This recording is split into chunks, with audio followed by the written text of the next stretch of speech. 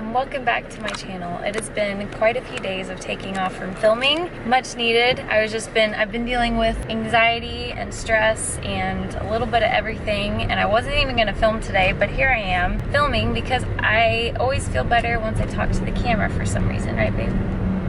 Right. We just left a coffee shop. We were there for a couple of hours of working and catching up on things. We just recently got back into Dallas. We were actually traveling from Connecticut all the way CT? down here. CT?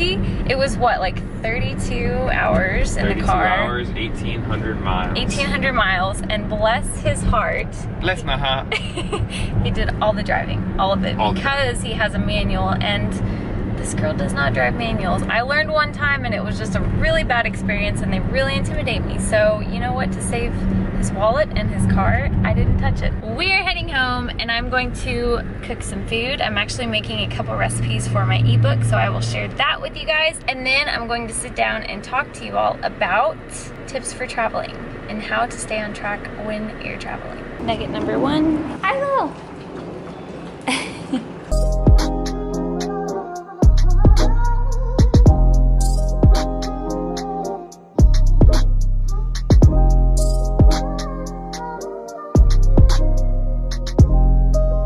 And there you have it, you guys. My meal that I made real quick. These are protein waffles topped with bananas and blueberries. All right, guys, I am back and I am here to talk to you guys about 5 simple tips to stay on track with your diet and your fitness goals, whatever the case may be, while you're traveling. The very first tip that I am here to share with you guys is to consume your protein. Now, it sounds very simple, but believe it or not, it can be very, very difficult to find significant amounts of decent protein while traveling on the road, much less if you're plant-based or vegan. Traveling from Connecticut down to Texas, that was the first time that I've ever traveled that long for that amount of time on a plant-based / somewhat vegan diet, and because of that, it was a learning curve to say the least. I didn't come prepared like I should have. It was very, very difficult to find restaurants on the road, you know, in between the major cities that catered to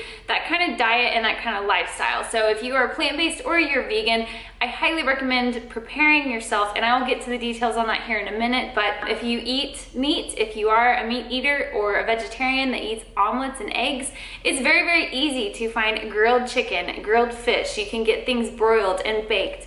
On top of that, a lot of places offer omelets. There are a lot of diners that offer omelets or Greek yogurt, which is also a source of protein, pretty much all day, every day. Consuming an adequate amount of protein is going to help you feel full longer, and you're not gonna get hungry 5 minutes later, which, let's be honest, is a normal thing. If you are worried about having enough protein on the road, if you're driving across the country like we did, I highly recommend bringing protein powder. That is a very, very easy source of getting protein. You know, it's very easy and simple to find fruits and vegetables and healthy carbs and fats on the road, but sometimes protein is not an easy option. So if you bring protein powder with you in little baggies, problem solved. The second tip that I can give you is to take water everywhere you go.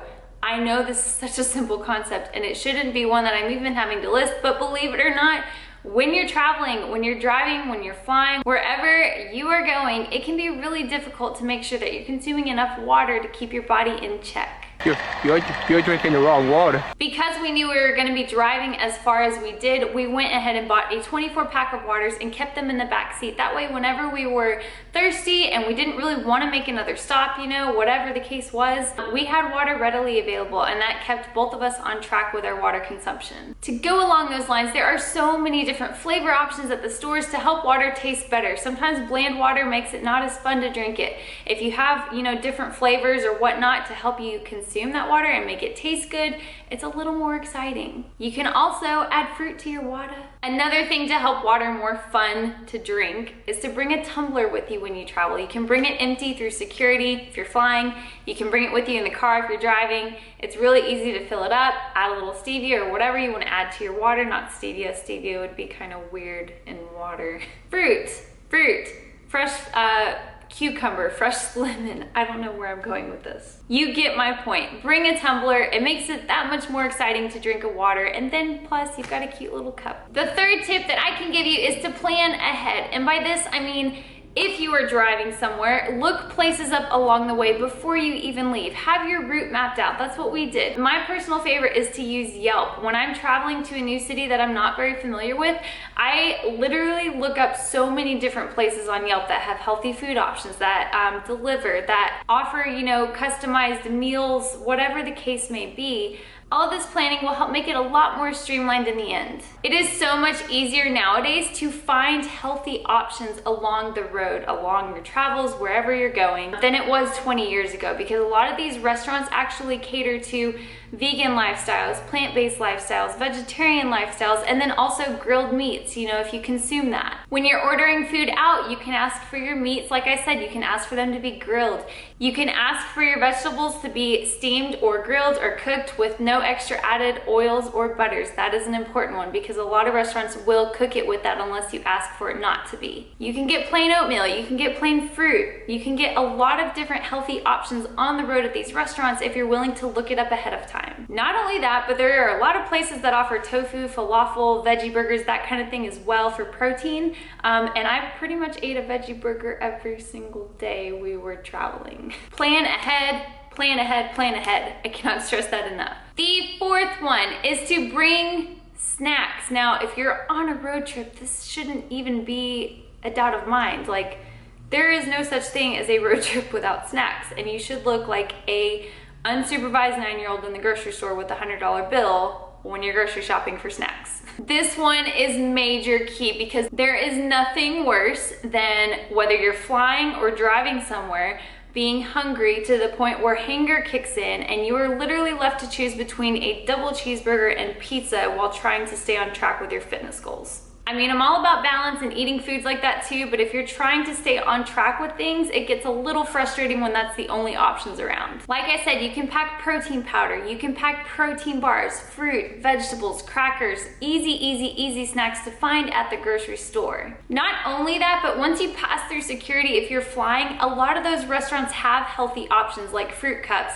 yogurt cups, all of those things. And if you're driving, try making a stop at a grocery store and stocking up on all these fresh food items. Keep a cold cooler handy in the back seat. That way when snack attack hits at 3 p.m., you've got them readily available. And the fifth one is to bring equipment with you. This is so easy and there are so many options out there that you can get at pretty much any sporting goods store that offer lightweight, small resistance bands that you can easily pack with you in your suitcase, in your check bag, or your carry-on. If you don't have a lot of space and you have just enough room for one band, I would recommend a medium strength resistance band. You can do so many different things with this. There are so many different exercises that you can complete with one band. Not only that, but stick to the basics.